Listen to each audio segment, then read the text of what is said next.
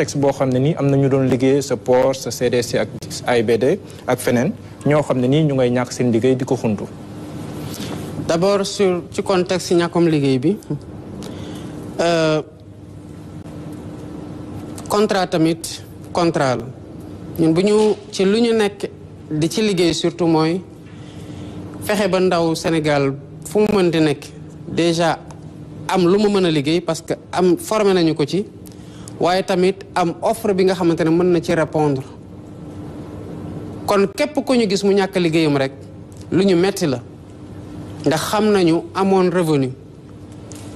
tàmm ko kenn xamalu la nga jàppale sa bopp jàppale sa njaboot boo ko ñàkkee jafe-jafe yi ngay tàbb nu mu métti loolu comprendre nañ ko ba raxul politique non j'arrive sur la réponse après appréciation yi ku ci nekk libre na pour def ko ñiñ fi fekk du ñun ñoo leen recruter en termes de régime mais nguuru Sénégal moo leen recruter ñu signé ay contrat ñoom ñu signé ne que liggéey gii ñu leen jël bu demee ba app bi jeex li leen boole dafay jeex mooy contrat à durée déterminée contrat à durée déterminée mooy contrat boo xam ne bés la ñuy xaar rek ba jotee contrat bi jeex na mais bu ñu ñëwee nag ki la employé woon dem ba terme boobu jot soxlaatul li taxoon mu employé la mais qu'est-ce qu'il fait day reconsidérer waat le contrat mën na renouveler mën na bañ a renouveler ci ay structures yu bari loolu moo fa xew des contrats qui ont été signés avant nous ay contrats yu ñu signé woon ñooñu signé ko nangu ne bu app bi jotee contrat bi dina jeex app bi jot tombeeg ñu egg si contrat bi jeex na parce que app bee ko jeexal ñooñu renouveler wuñu lan moo ko waral ci structure yu bari dañoo recruter loo xamante ne en fait structure bi soxlawu ko te sénégalais yi foog ñu xam ne loolu loraange lay jur ci réew mi loraange boobu du teguwaat ci ñoom dama lay jox rek un cas très patent muy cas Air Sénégal bi nga xamante ne démb la ñu def un conseil interministériel muy cas poste te commencé woon tamit nekk cas port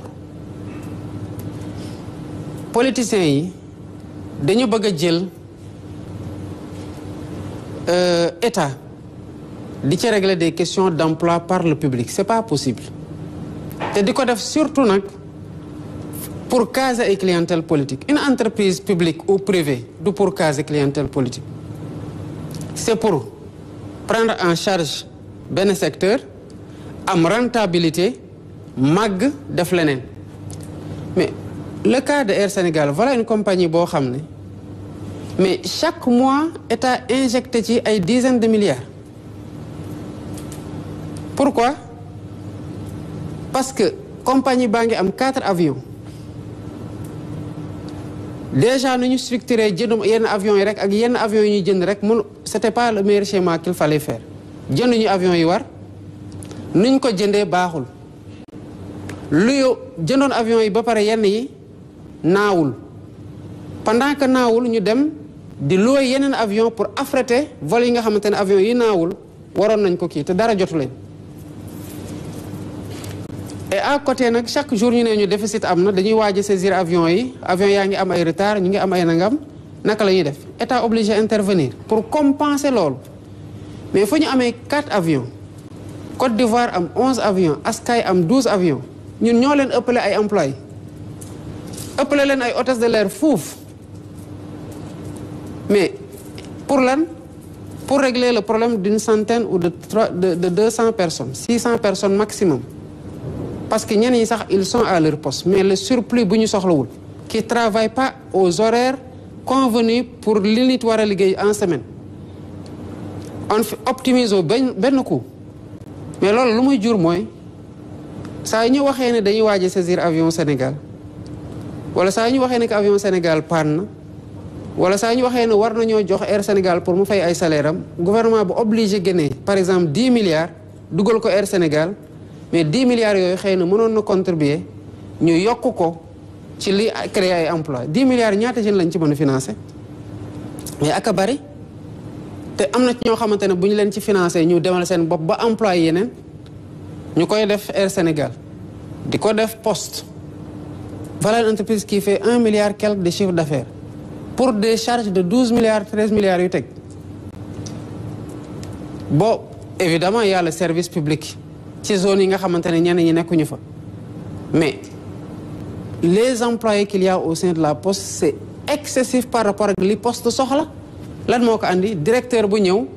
xool clientèle politique am ñu ne ko léegi falu nga léegi gaawal utal ñu liggéey ñoo doon daw si sa gannaaw suba ngoon guddeeg bëccëg bu ñu bàyyi fii ñuy dugal ci yoo secteur ci entreprise yoo xamante ne entreprise publique la di signer ay CDI di doubler emploi yi ba mu dem sax ba ñu bëri ñoo xamante ne en fait c'est parce que entreprise bi soxlawu leen dañu leen recruter ñenn ñi toog di def leneen ñenn ñi sax ñu ngi bitim réew ñu kon di leneen fay ci même compte yi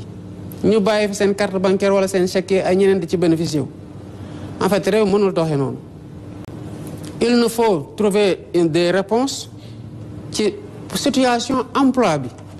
mais il nous faut sauver les entreprises pour que ñu bañ a nekk des gouffres à milliards yoo xam ne dañ ciy daw weer wu nekk at wu nekk mu tere ñu investir dans la formation professionnelle et dans la création d'opportunités d'emploi raxul benn politique sénégalais yi fi nekk même responsabilité la am en tant que président de la République sur tout le monde xooluma ci kan moo ci Pastef xooluma ci kan moo ci keneen xooluma ci kan moo ci keneen quand il faut créer des opportunités mais dans certains sociétés comme la CDC mais dañuy waxtaan ak nit ñi ñu nangoo ñu fay leen c'est des clauses qui sont prévues dans la législation sénégalaise de négocier pour que nit ki dem uti leneen nga am loo ko fay mu dem mais recruter nañu la soxlawuñu la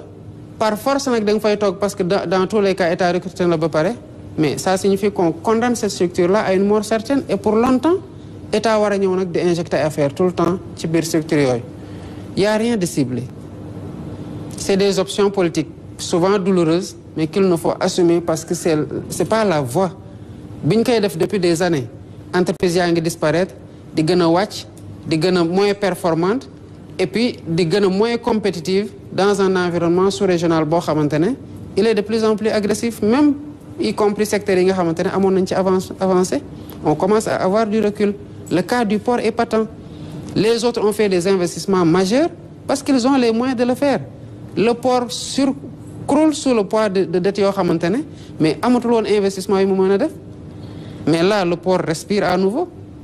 parce qu'on a desserré la masse salariale bu demee nag ba port amaat embelli bu tax mu recruter waat mais dina recruter waat en fonction de ses besoins et c'est pareil dans tous les autres secteurs. Très bien, Monsieur le Président. Donc, le pacte de stabilité sociale li ci am solo mooy wax nañu ak les acteurs sociaux wax nañu leen ni réew mi mel. am nañu yaakaar ne comprendre nañu ko ñun nu ñu ko comprendre te gis nañu ñu bari ñoo xamante ne désactivé nañu par rapport ak plateforme revendicative yi ñu amoon ñu ngi waxtaan am naa yaakaar ci waxtaan bu ñu waxtaan ñëpp nañ ci gis seen bopp ba ñu mën a mayante diir goo xamante ne duñu am contre performance yoo xamante ne dafay jóge ci man mer naa banque naa sama yoxo parce que fii réew mi toll mais lu ñu war mooy bu ñu doon liggéey ñaari waxtu ñu liggéey ñeenti waxtu pour dabu mais pas war a liggéey ñaari waxtu banque suñu loxo benn waxtu ne dañoo mer il faut que ñu régler suñu problème bëgg nañoo répondre aux revendications des syndicats bëgg nañoo répondre aux revendications ou aux sollicitations d'autres acteurs yi nga xam te ñoom la ñuy seqal mbir mi mais quand c'est impossible bu mënul nekk en fait même bu ñu tëjee entreprise yi 1 an mënul nekk te day gën a aggraver sax la situation parce que li ñu waroon a doxale dootul doyati par rapport ak li ñuy di générer moo tax may encourager le gouvernement di encourager les acteurs à ce que ñu waxtaan dans la sérénité te jël Sénégal teg ko ci kanam dans la vérité pour fexe am des consensus forts mais qui sont aussi progressistes man syndicaliste laa woon su ma déggee syndicaliste di def yenn revendication xam naa lu ci maandu ak lu ci jaadu ak lu ci jaaduwul. Très bien. xam naa li ma ci mën en tant que président de la République et avec gouvernement bi xam naa lu ñu ci mënul luñ ci mën nañ ko def nañ def sax lu ñu mënul mais dafa am foo xam te ne bu fa eggee ñu ne leen lii c'est impossible te mënuñu def ay contorsion budgétaire ba jël ko en charge noonu lañ leen koy waxee buñ ko comprendre le Sénégal ne s'en portera que mieux mais buñ ko comprendreul ñun ñëppay am jafe-jafe. am na solo loolu monsieur le président dañuy jàll ci beneen pàcc bi nga xamante ne la ñu jagleel situation politique bi ku ubbi bal bi mooy Sidi Diop bu quotidien Le Soleil ma leen di ko rappelé waat rek ku ci nekk benn question nga am bu sa tour jotee ngeen respecté loolu comme ça waxtaan bi gën a jëm kanam. jërëjëf Mariama monsieur le président souvent en opposition dafa xaw a jafe toujours ci Afrique en Afrique au Sénégal ak en tout cas dëkk yu ñu wër et je pense que loolu Pastef rek jaar-jaaram ci opposition bi misaal la ci. avant Pastef amoon na ay candidats yoo xam ne aussi dañu jógoon bëgg nguur gi ku mel ni Karim Wade ku mel ni Khalifa Ababacar Sall nguur dal seen kaw alors est-ce que tey jotul au-delà du statut de l'opposition du chef de l'opposition bi ñuy waxee tout le temps est-ce que jotul ñu wax nguur ak opposition waxtaan pour rataxal seen diggante ba opposition mun a challenger nguur bi comme il faut nguur bi aussi di exercer le pouvoir comme il faut te jafe-jafe yooyu ñu dépassé ko en fait. d'accord naa ci yow ñun suñu jaar-jaar je crois que xam nañu ne jafe-jafe yi opposition di am ci dëkku Afrique yi man nag xam naa ne bu dee man rek galgaluñ duñ fi galgal benn opposant boo xam ne dañ koy galgal parce que dañuy bañ mu compétir parce que en définitive li ma gëm mooy na ku nekk ni ko président Abdou Diouf doon waxee ma koy ñaanal yàlla may ko wér-gu-yaram ak gudd fan jàkka jaa ngi noonu ku ne na noot bu ñu ko waxee depuis multipartisme intégral ba tey foog naa ne Sénégal li fi nekk ci ay parti politique kenn xamul nu mu toll récemment ci élection législative yi